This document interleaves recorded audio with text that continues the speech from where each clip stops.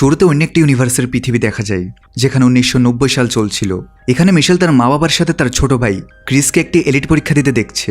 আসলে ক্রিস তার বয়সের চেয়ে অনেক গুণ বেশি বুদ্ধিমান ছিল। সে এমন এমন কিছু প্রশ্নের উত্তর দিতে পারত যেগুলো এখন পর্যন্ত বড় বড় প্রফেসরও পারেনি।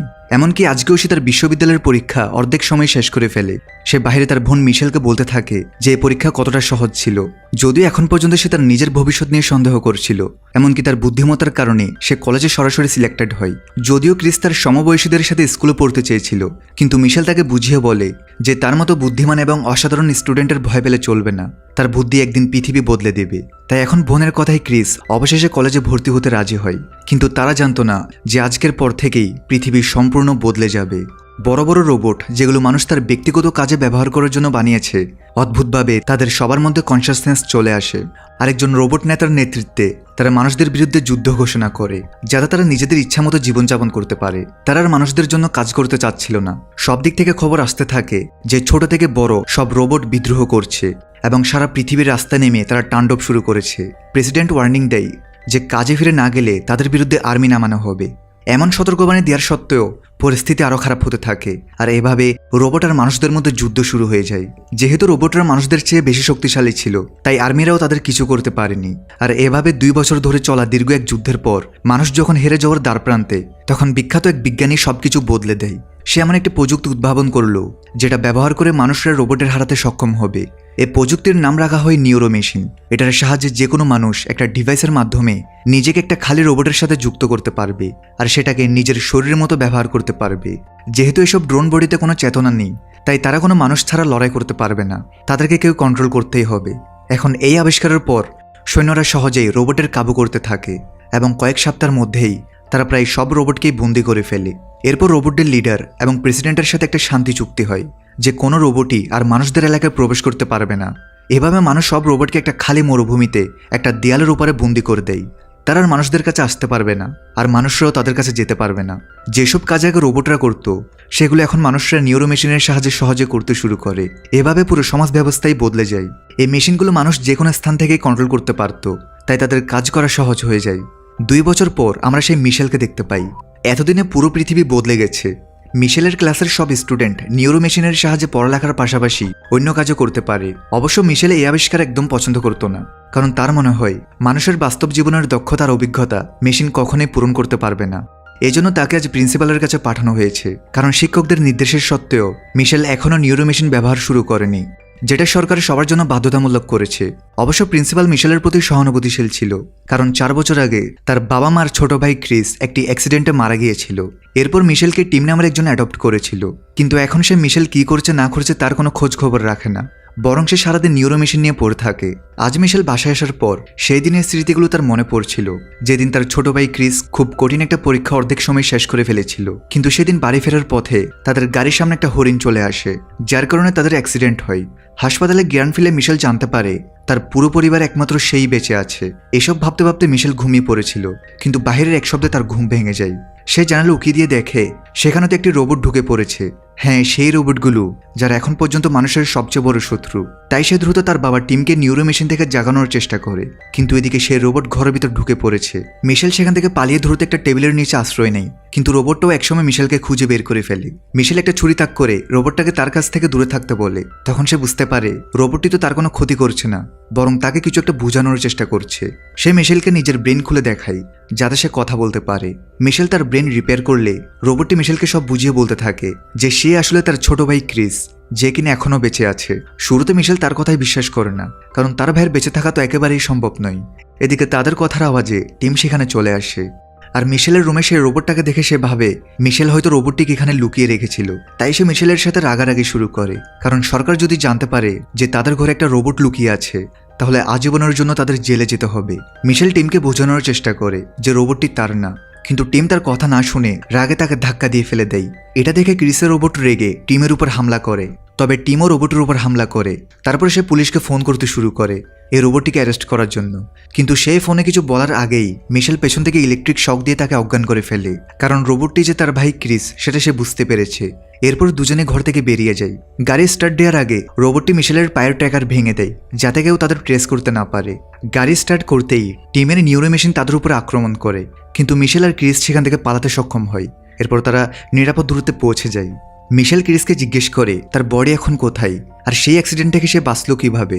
ক্রিস বলে যে তার শরীর একটা গোপন ল্যাবে আটকে আছে, যেটার ঠিকানা সে নিজেও জানে না। যখন সে রোবটের সাথে নিজেকে কানেক্ট করার সুযোগ পায়, তখনই সে রোবটের সাহায্যে মিশেলের কাছে চলে আসে। তবে সে এম নামের একজন ডাক্তারের কথা জানে, যার মাধ্যমে তারা ক্রিসের আসল বডির ঠিকানা পাবে। ডাক্তার এম অ্যাক্সিডেন্টের পর মিশেলের চিকিৎসা করেছিল। সে জানতো ক্রিসের কি হয়েছিল, কিন্তু সে মিশেলকে মিথ্যা বলে দেয় যে ক্রিস মারা গিয়েছে। তাই এখন এদের প্রথমে তাকে খুঁজে বের করতে হবে, যে কিনা এখন রোবটের সাথে রিস্ট্রাক্টেড একটা জায়গায় বন্দি আছে। এটাই সেই জায়গা যেখানে সরকার সব রোবটকে বন্দি করে রেখেছে। মানুষদের সেখানে যাওয়া নিষেধ, কিন্তু ভাইকে উদ্ধার করতে সে ক্রিসের রোবটের সাথে সেখানে যাওয়ার উদ্দেশ্যে রওনা দেয়।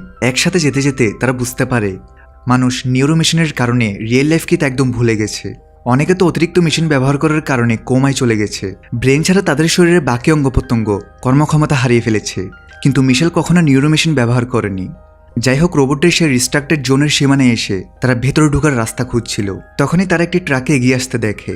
তারা একটা বাক্সের পেছনে লুকিয়ে পড়ে। এরপর তারা কিট নামের একজনকে ট্রাক থেকে নামতে দেখে, যে কিনা এখানে একটি গোপন মিটিংয়ে এসেছে। কিছুক্ষণ পরে সেখানে একজনের রোবট আসে। আসলে কিট তার কাছে থাকা পুরনো একটি অ্যান্টিক পিস্তল বিক্রি করতে এসেছে, কিন্তু পিস্তল হাতে পেয়েই লোকটা তাকে টাকা দিতে চায় না, কারণ পিস্তল তো সে অলরেডি পেয়ে গেছে। আর কিট যেহেতু সশরীরে উপস্থিত, তাই তাকে সে সহজেই মেরে পালিয়ে যেতে পারবে। কিন্তু সে জানতো না যে কিট এটার জন্য শুরু থেকেই প্রস্তুত ছিল। নিউরো মেশিন পিস্তল তাক করতেই ট্রাকের পেছন থেকে একটা রোবট এসে তাকে ডিস্ট্রয় করে দেয়। এদিকে বাক্সের পেছনে লুকিয়ে বসে মিশেল আর ক্রিস এই সবকিছু অবাক হয়ে দেখছিল। বুদ্ধিমত্তা সম্পন্ন রোবট সাথে রাখা এখন পৃথিবীতে নিষেধ, কিন্তু এর পরেও কিটের কাছে এমন রোবট আসলো কিভাবে? রোবটটি ধ্বংস করার পর কিটটা রোবটকে ধন্যবাদ দেয়। তারপর তারা দুজন মিলে রোবটটি ট্রাকে উঠায়। আর এরই মাঝে মিশেল আর ক্রিস পেছন থেকে ট্রাকের ভেতরে ঢুকে পড়ে, যেন তারা রোবটের এরিয়ার আরও কাছে যেতে পারে।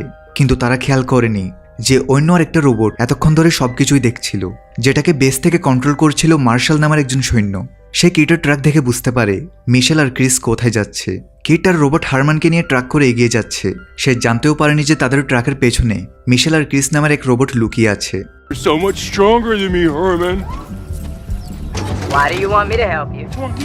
সে তার আস্তানে এসে হারমানের সাথে সে নষ্ট হওয়া নিউরো মেশিন আর অন্য কিছু জিনিসপত্র বের করতে থাকে, যেগুলো তার রোবটের কাছে বিক্রি করে কিছু টাকা কামাবে। হঠাৎ তারা সেই ট্রাকের ভেতর থেকে মিশেলের আওয়াজ শুনতে পায়। তারপর সে আর রোবট হারমান দুজনে মিলে মিশেল আর ক্রিসকে ধরে ফেলে। মিশেল তাকে সত্যি ঘটনা খুলে বলে যে তাদেরকে ডাক্তার এম এর সাথে দেখা করতে রিস্ট্রাক্টেড এরিয়ার ভেতর যেতে হবে, যেখানে কিট যাচ্ছে। তারা বলে সেই জন্য তাদেরকে তার সাথে নিয়ে যায়। তখন কিট তাদেরকে বোঝায় যে জায়গাটা খুবই ডেঞ্জারাস, সেখানে মানুষের প্রবেশ খুবই কঠিন, তাই সে তাদের সেখানে নিয়ে যেতে পারবে না। কিন্তু মিশেল তার কথা মানতে নারাজ। সে বলে তাকে তার ভাইয়ের বডি খুঁজে বের করতেই হবে। এটা নিয়ে তারা যখন তর্ক বিতর্ক করছিল, তখন হঠাৎ বাইরে কারো আওয়াজ শোনা যায়। কিট তখন পিস্তল বের করে আত্মরক্ষার জন্য প্রস্তুত হয়ে যায়।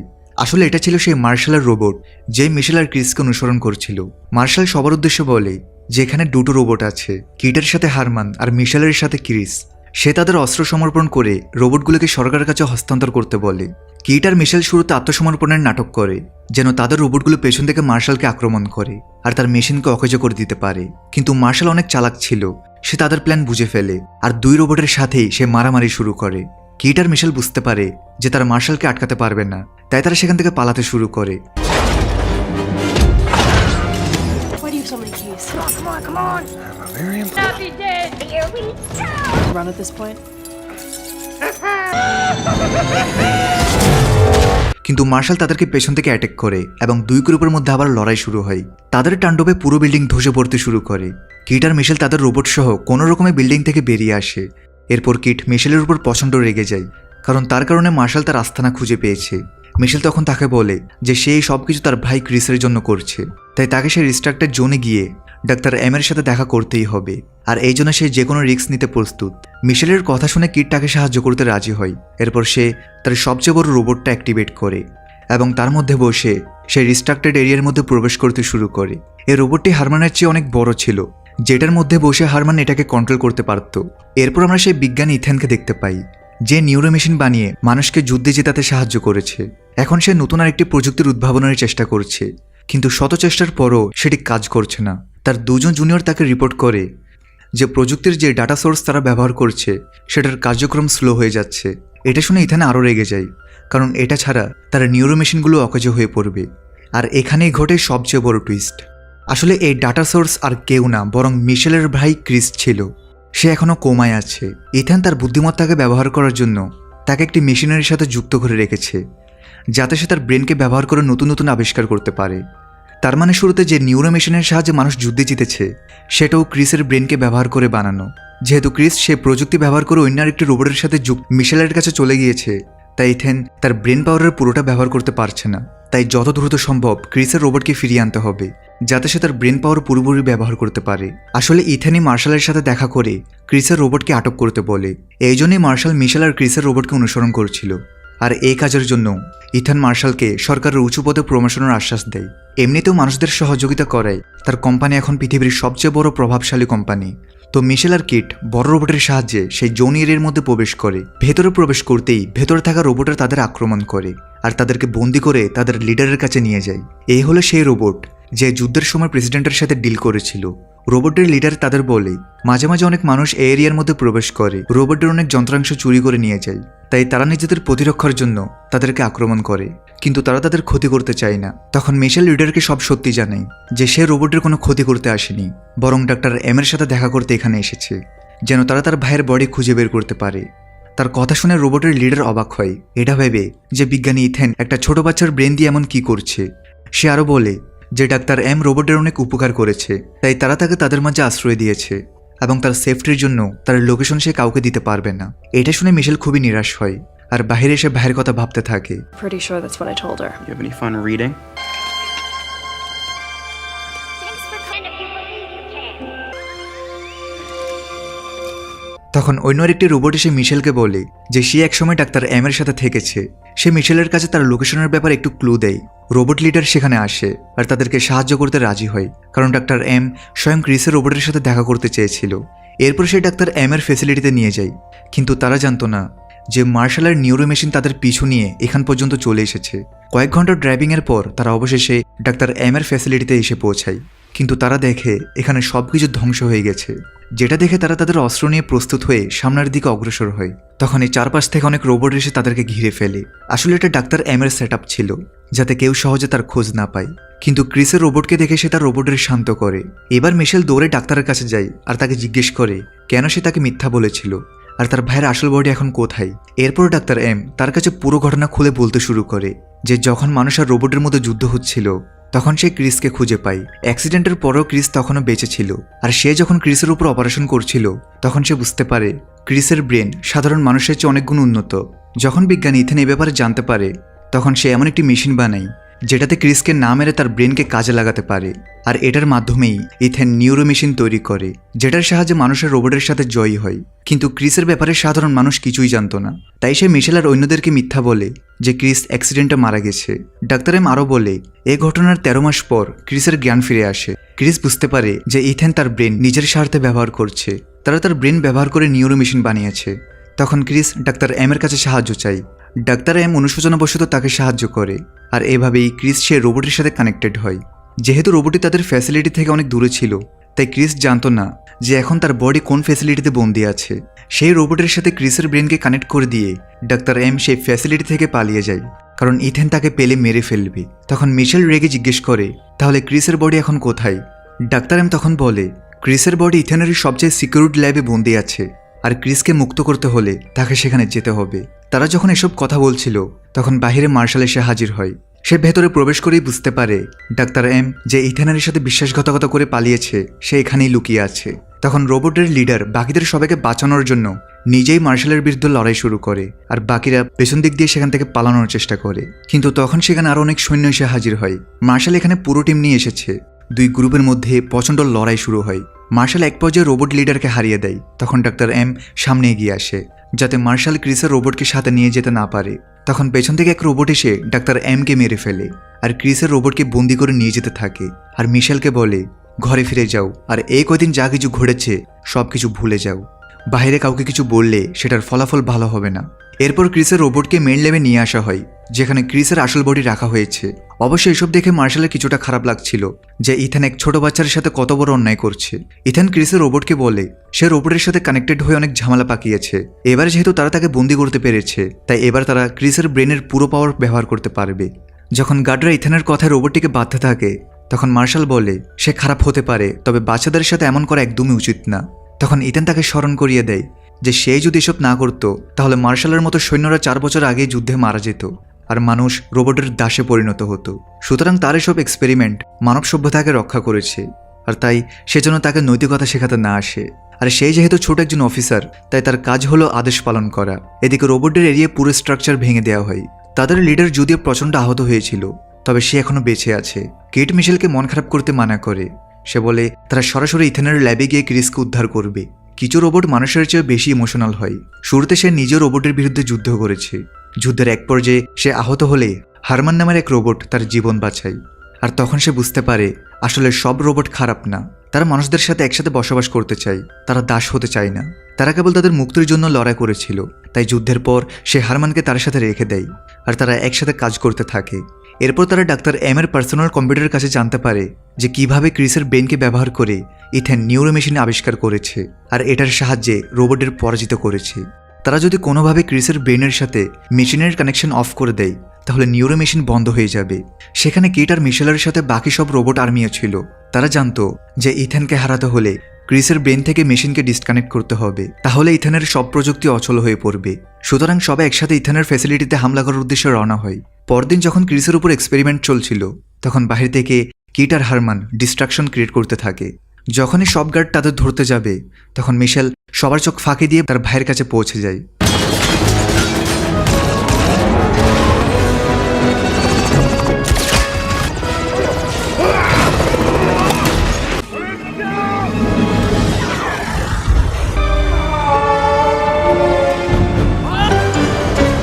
I got you, my dude.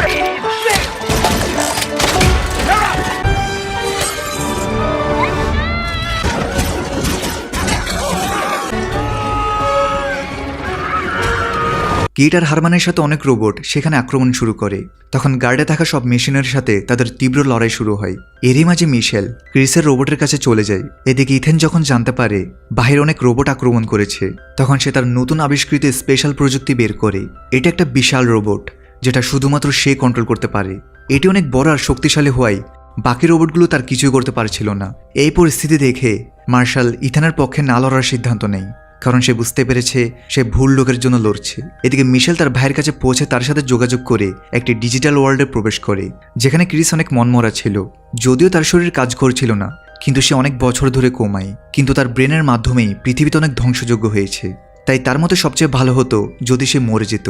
তখন সে তার বোনকে বলে বাইরে গিয়ে তার ব্রেনকে মেশিন থেকে আনপ্লাগ করে দিতে, যাতে সে মারা যায় আর তার ব্রেনে কানেক্টেড সব মেশিন অচল হয়ে যায়। সবকিছু বন্ধ করার এটাই একমাত্র পথ, আর এতে তারও মুক্তি মিলবে। যদিও তার শরীর কাজ করছিল না, সে অলরেডি তার শেষ কিছুদিন বোনের সাথে কাটিয়েছে, তাই তার আর কোনো চাওয়া পাওয়া নেই। মিশেল তার কথায় রাজি হয়ে বাইরে আসে আর ভাইয়ের ব্রেন আনপ্লাগ করে দেয়। আর ব্রেন ডিসকানেক্ট হওয়ার সাথে সাথে সব রোবট একে একে অচল হয়ে যেতে থাকে। তখন রোবট লিডার ইথেনের কাছে গিয়ে এক নতুন ডিল করে। এদিকে মিশেলের মাধ্যমে ততক্ষণে পুরো বিশ্ব জেনে গেছে কিভাবে ইথেন এক বাচ্চার ব্রেন ব্যবহার করে এতদিন নানা অপকর্ম করেছে। মিশেল সবাইকে বলে কিভাবে নিউরো মেশিন মানুষকে আরও অকর্ম বানাচ্ছিল। এটার জন্য মানুষ রিয়েল লাইফ থেকেও বিচ্ছিন্ন হয়ে পড়েছে। কিন্তু আজ তার ভাইয়ের স্যাক্রিফাইসের মাধ্যমে এসব মেশিন আর কাজ করবে না। এখন মানুষকে তার স্বাভাবিক জীবনে আবার ফিরতে হবে, আর রোবটদের মুক্তি দিতে হবে, যেন তারা একসাথে সমাজে বসবাস করতে পারে। আর রোবট আর মানুষদের যুদ্ধ এখানেই সমাপ্তি। এরই সাথে মুভিরও এখানেই সমাপ্তি ঘটে।